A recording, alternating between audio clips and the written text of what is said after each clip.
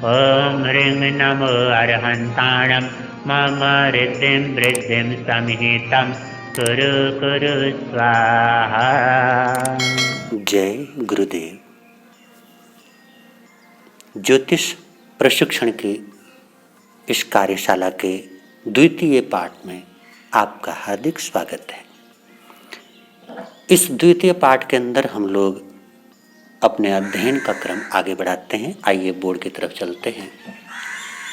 अभी तक आपने 12 भावों में से पहला, दूसरा और तीसरा भाव उसके संबंध में सामान्य जानकारी प्राप्त कर ली है। ये जो चौथा भाव है इसको सुख स्थान बोला जाता है। चौथा भाव, इस चौथे भाव से जातक के जीवन में भूमि का, माता का, वाहन का, घर का इत्यादि का सुख प्राप्त होगा अथवा नहीं होगा, इन बातों का निर्णय हम लोग चौथे भाव के अनुसार करते हैं। उसकी कुंडली में चौथा भाव जिस स्थिति में होगा, मजबूत होगा, तो उसको सुख अच्छा मिलेगा। अगर ये भाव कमज़ोर होगा, पीड़ित होगा, तो उसका सुख भी कमज़ोर होगा, पीड़ित होगा। तो चौथे भाव की स्थिति के अनुसार हम लोग जातक के सुख से संबंधित सभी बातों का निर्णय करते हैं। किसी व्यक्ति के पास में भूमि होना, मकान होना, वाहन होना अलग बात है, और उन सब चीज़ों से सुख प्राप्त करना ये बिल्कुल अलग बात है।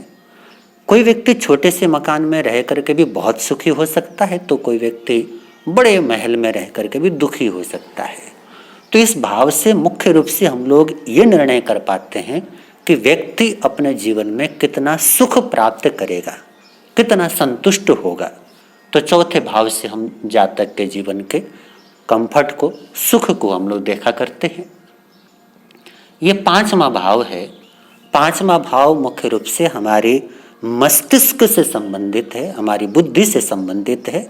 साथ ही साथ आपको बता दूं कि चौथे भाव से हम लोग अपनी छाती को, फेफड़ों को, उसको भी देखते हैं। जातक के शरीर का जो छाती वाला हिस्सा है वहाँ पर किसी प्रकार की दिक्कत होगी अथवा नहीं होगी, इन बातों का निर्णय भी चौथे भाव से पता लगता है। पांचवें भाव से मस्तिष्क को देखा जाता है, उसकी बुद्धिमत्ता को देखा जाता है। पांचवा भाव हमारी संतान का भी भाव है। पांचवा भाव मनोरंजन का भी भाव है। और पांचवा जो भाव है आदमी के जीवन में जो प्रेम इत्यादि का व्यवहार होता है, उन सब चीज़ों को भी पांचवें भाव से देखा जाता है। तो पांचवा भाव हमारी बुद्धिमत्ता का, हमारी संतान का, संतान से प्राप्त होने वाले सुख का, और हमारी शिक्षा का, और हमारे प्रेम इत्यादि का निर्णय इस पंचम भाव के अनुसार किया जाता है। आपके कुंडली में पंचम भाव की जैसी स्थिति होगी वैसा ही परिणाम आपको अपने जीवन के अंदर प्राप्त होगा। बात करते हैं छठे भाव की। ये जो छठा भाव है, छठे भाव को रोग, ऋण, शत्रु, रुकावट का भाव कह करके पुकारा जाता है। ये वाला जो भाव है एक प्रकार से चैलेंज का भाव है, कंपटीशन का भाव है। ये भाव, इस भाव के अनुसार हमारे जीवन में, हमारे शरीर में होने वाले रोग अर्थात बीमारियां, हमारा कर्जा, लोन इत्यादि, और हमारे प्रति अच्छा भाव न रखने वाले, शत्रुता रखने वाले शत्रु इत्यादि के बारे में इस भाव से पता लगता है। और प्लस इसी भाव से आदमी कंपटीशन के अंदर कितना सक्सेस हो सकता है अथवा नहीं हो सकता, कैसे कैसे चैलेंजेस उसके लाइफ के अंदर आएंगे और उन चैलेंज को वो किस प्रकार से फेस करेगा, इत्यादि बातों का निर्णय हम लोग छठे भाव से कर पाते हैं। बात करते हैं सातवें भाव का।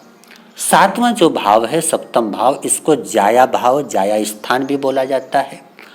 जाया का अर्थ मुख्य रूप से ये पत्नी का भाव है, और पत्नी के लिए पति का भाव है, अर्थात जीवन साथी का भाव। आपके जीवन में जो भी जीवन साथी है, उस जीवन साथी का रोल आपके प्रति कैसा होगा, उससे किस प्रकार का सुख आपको प्राप्त होगा या दुख प्राप्त होगा, आपका जो दाम्पत्य जीवन में वो कितना संतोषप्रद होगा कि नहीं होगा, इन सब बातों का निर्णय इस सातवें भाव से किया जाता है। इसके साथ साथ जो लोग व्यापार करते हैं और व्यापार में साझेदारी के अंदर व्यापार करते हैं, पार्टनरशिप के अंदर व्यापार करते हैं, तो उनकी पार्टनरशिप कैसी होगी उसके लिए भी यही भाव देखा जाता है। सामान्य रूप से यहाँ से कारोबार भी देखा जाता है, डेली वेजेस के काम भी देखे जाते हैं। तो ये 7वां जो भाव है, एक प्रकार से ये आप हैं और ये आपके सामने वाला व्यक्ति है, अर्थात आपका प्रतिपक्ष। जिस भी व्यक्ति के साथ में आपका व्यवहार होता है उस व्यक्ति के बारे में निर्णय करना हो तो इस 7वें भाव से देखा जाता है। तो 7वें भाव का हमारे जीवन में बड़ा महत्वपूर्ण रोल होता है। साथ साथ में 7वें भाव को मारक भी कह करके पुकारा गया है। तो मारक तो क्यों बोला गया है इसके बारे में हम लोग बात बाद में करेंगे, बाद में चर्चा करेंगे। हम बात करते हैं 8वें भाव के बारे में, अष्टम भाव। अष्टम भाव पूरी कुंडली का सबसे खराब भाव माना गया है, किंतु एक ही बात को लेकर के इसको खराब नहीं मानना चाहिए। हालांकि ये सत्य है, ये मृत्यु का भाव है। देखिए, जीवन की सच्चाई है, जीवन में अगर जन्म है तो साथ में मृत्यु भी है। अगर आप सांस लेते हैं तो सांस छोड़ना भी जरूरी है। एक कदम अगर आप आगे बढ़ाते हैं तो दूसरा कदम पीछे हो जाता है। तो जीवन के अंदर कुछ प्राप्त करना और कुछ छोड़ना, ये हमारी जीवन की एक समुचित यात्रा के लिए अत्यंत आवश्यक है। तो 8वां भाव एक प्रकार से मृत्यु का भाव है। मृत्यु का भाव अर्थात जो जो चीजें आपसे छूटती चली जाएं, जो जो चीजें आपसे अलग होती चली जाएं, जहां जहां से परेशानियां, जहां जहां से दिक्कतें इत्यादि फेस करनी पड़े, तो ये 8वें भाव से उसके बारे में हम लोग निर्णय करते हैं। प्लस 8वें भाव से आपके ससुराल के बारे में भी निर्णय किया जाता है। और साथ साथ में जो 8वां भाव है ये हाई प्रॉफिट का भी भाव है। तो 8वां भाव अगर बलवान होगा, मजबूत होगा, तो आपके जीवन में परेशानियां मजबूत होंगी, इसके साथ साथ में आपके जीवन में प्रॉफिट भी ज़्यादा होगा। तो ये पूरी ऑल ओवर कुंडली को देख करके निर्णय करना होता है कि 8वां भाव मजबूत होने से आपके लाइफ में प्रॉफिट बढ़ेगा या परेशानियां बढ़ेंगी। तो 8वां भाव मुख्य रूप से मृत्यु का, परेशानियों का, आय प्रॉफिट का इत्यादि का ये भाव है। बस इतनी बात हमारे को ध्यान में रखनी है। बात करते हैं 9वें भाव के बारे में। 9वां जो भाव है, ये 9वां भाव पूरी कुंडली का सर्वोत्तम भाव माना जाता है। 9वें भाव से धर्म कर्म को देखा जाता है, भाग्य को देखा जाता है, किस्मत को देखा जाता है। और 9वें भाव से आपके पिता का जो कर्म है उसको भी देखा जाता है, अर्थात आपके पिता आपसे जो करवाते हैं, आपके एक्टिव पिता। एक तो होता है जन्म देने वाले पिता, और एक ऐसा हमारा गॉडफादर या रोल मॉडल जो हमारे जीवन में बड़ा प्रेरणादायी रोल प्ले करता है, हमारे जीवन को सक्सेस बनाने में जो योगदान देता है। ऐसे पिता के एफर्ट्स, उनका भी इस 9वें भाव से देखा जाता है। आप तीर्थ यात्रा करेंगे अथवा नहीं, आप कितने धार्मिक हैं अथवा नहीं, आपके धर्म का कैसा प्रभाव आपके जीवन में है, इत्यादि बातों के लिए 9वां भाव निर्णायक होता है। और प्लस इसके साथ साथ 9वां भाव लंबी यात्रा को भी रिप्रेजेंट करता है।